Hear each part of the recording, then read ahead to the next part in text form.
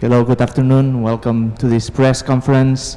Now with the Netherlands, the second press conference we are having today ahead of the semi-finals of this FIH Hockey Women's World Cup Spain and Netherlands 2022. With us there are Xavi Milders, the head coach, and Marloes Kettels, player from the Netherlands. Head coach, what are your insights of the tournament so far from the team from the Netherlands? The insight so far, I think we played pretty well during the pool stage. In every game we showed pretty well our quality and our strengths, and on the same hand we had still some things we need to improve, which will be the same for tomorrow. We play Australia. Facing Australia means we need to play really to our strengths and need to make sure that quality is really consistent in every quarter. Ahead of any major tournament in women's hockey, the Netherlands are always the top favorites, the top candidate to get the trophy. Your performance in the first half of this tournament that you played at home proves so that you are one of the biggest candidates to this tournament. Yeah, nothing to complain about. It is like it is. We have a lot of good players. All the players from the past have performed incredibly good at every tournament stage. So, yeah, we're not doubting the quality, and we are fine with this. Marloes, you are playing now in a different pitch that you played the first matches of the tournament. You had the occasion to meet the pitch, to train here. What are your sensations on this Terrassa Olympic Stadium? Well, the stadium is very nice, and we were curious about the pitch, but we all thought it was very well, and yeah, it worked well with the technique, with the corners, so yeah, we are very happy that we can play at this pitch. On the group stage of the tournament, on the first matches, you played against Germany, another one of the teams that arrived here, a team that we couldn't see here in Terrassa, that also played the first stage in Amsterdam, in the Netherlands. Were you in the toughest group of all, and how is it good or bad now that you are playing on the last stages of the tournament? Honestly, I can't judge on if our pool was the hardest or not.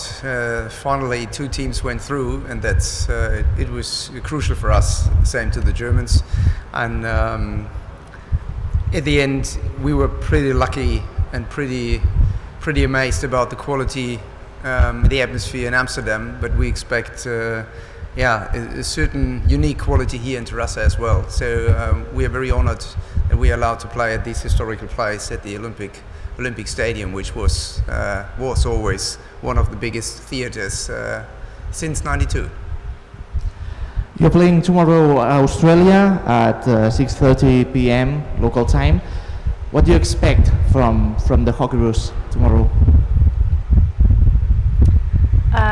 Of course, we've watched some video, but we know Australia is just, they are quick, they are fit players, strong players, so we expect a tough game, but I think a really nice game to watch because we both want to attack really fast.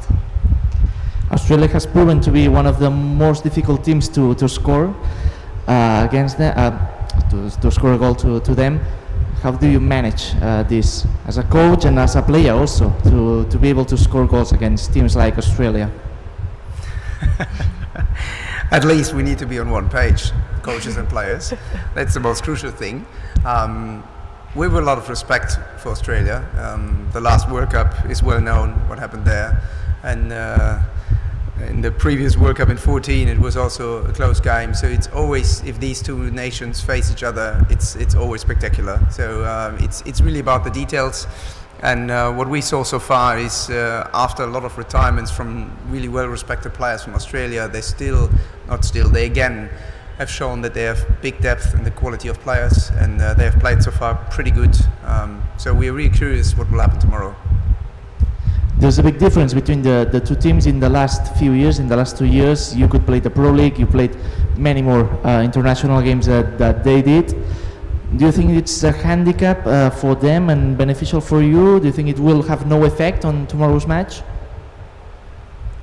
Well, we're both in the half final, in the semi-final. So I think it has advantages that you can play against other teams, but on the other hand, they could train a lot with each other and no one knows what they were doing. So I think it's kind of even because of that, but we'll see tomorrow.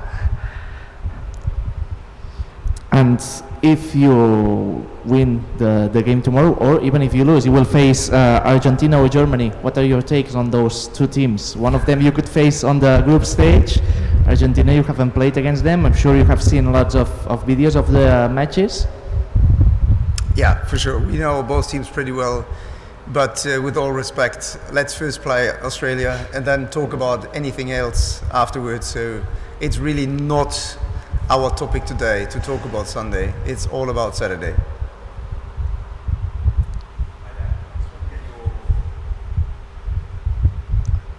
Working? Just wanted to get your thoughts on the co-hosted World Cup, which is the first co-hosted World Cup in hockey. Obviously, two countries fairly few miles apart, and there's been sort of low crowds here, but obviously big crowds in Amstelveen. And then 2026, Belgium and Netherlands are bidding for the World Cup. Can I get your thoughts on whether this tournament has worked? It probably hasn't in terms of hockey and trying to raise the coverage and trying to cover two tournaments. And your thoughts on 2026 and Belgium and Netherlands trying to get the World Cup there? Yeah, of course we have to get used to the idea that it's in two countries, and I think the biggest part is that you have to fly. You cannot really, like Netherlands and Belgium, you can just drive and you will be there in a couple of hours. So it's different, but I think it's also good for the hockey community that two countries are able to how do you to host it together. So that's also nice from the sport, but yeah, we will see after this tournament how every team, every country, yeah, what everyone's opinions are, I think. I'm not sure if it's really the best moment to have an idea about has it worked well or not. At the end, what I saw is that a lot of applications came in from England and Wales, from Belgium and Netherlands. And the question is, why are they doing it? Is one nation not capable of running this system? So is it a question of what is demanded by the World Federation? Is it something about money? Is it something about really manpower who is really able to cover this kind of stage? But to be honest, it felt like two tournaments from apart. So you saw one tournament and one of the other side, and at the end it's really one big tournament. And we're not used to it. So to compare these two locations, every location is unique, and that's it. And there was a reason for doing this, and if you not try, you will not know if it worked well or not. So let's see later on, but I get the idea, and I'm 100% convinced that the Netherlands and Belgium together will run one of the uniquest World Cups ever if they get the bid, that's for sure. But that has nothing to do with this tournament. One more question, not on the semi-finals, but another big topic in world hockey is the penalty corner and what may happen with the changes. The FIH may make some changes to the penalty corner in the future. They're looking at a wide range of ways to try and stem danger. Have you seen anything, what, in your opinion, Marloes, any ways that world hockey may change the penalty corner to try and make it, to keep the entertainment, but also to stop a lot of hits and danger? I think one of the examples is the 5 against 5 that they're trying. But I have to be honest, I saw the news about the penalty corner, but I haven't looked into it because we're in this tournament where the penalty corner still is. So I think, yeah, we will look into that after the summer. But yeah. You move on. Yeah, I will quit, so maybe I just thought, oh, well, I will see it on television, but yeah, I think it's a good thing that hockey always wants to change and improve. I think some other bigger sports could take an example of that, but so I think it's a good thing that they think about it, but what it exactly can be or will be, I haven't really looked into that, but maybe... I have to admit that that this news passed by, so I haven't seen it. I haven't heard it. I heard some famous coaches complaining about for years, but I have to be honest that I haven't invested any thought on this in the past. I'm not against this. If it makes sense, okay, let's change it. But at a certain stage, it might be okay to go through a year without any kind of changes. If this is possible, I'm not sure. But no really deep thought from my side.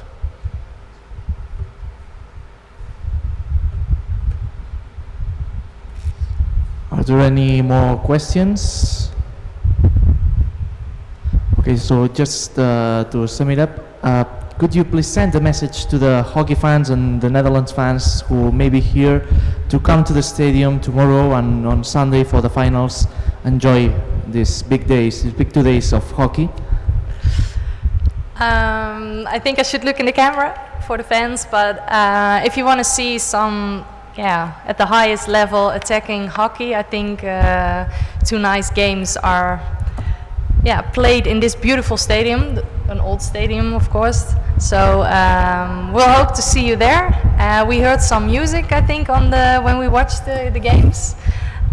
So we hope they will be there as well. But we hope to see you, and we promise you that we'll make a very exciting game of it. Thank you very much for being here, Jamie Milders and Magnus Ketels, and good luck on the semi-finals and on Sunday.